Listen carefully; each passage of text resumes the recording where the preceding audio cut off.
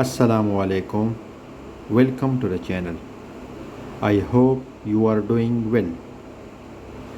This is the second video of insulin and type 2 diabetes course series.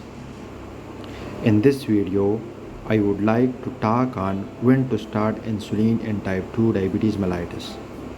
So there will be always two scenarios in type 2 diabetes where you should start insulin to a patient.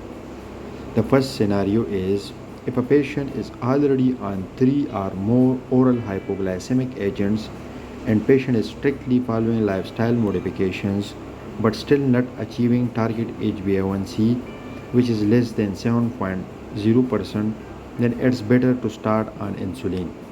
Always remember, metformin can be continued with insulin and dose of sulfonylurea and DPP-4 inhibitor should be reduced or stopped. The second scenario is if a type 2 diabetic patient presented to you for the first time with HbA1c of 10 or more or plasma glucose level more than 300 mg per dl, or when a patient is in catabolic state, then it is better to start on insulin.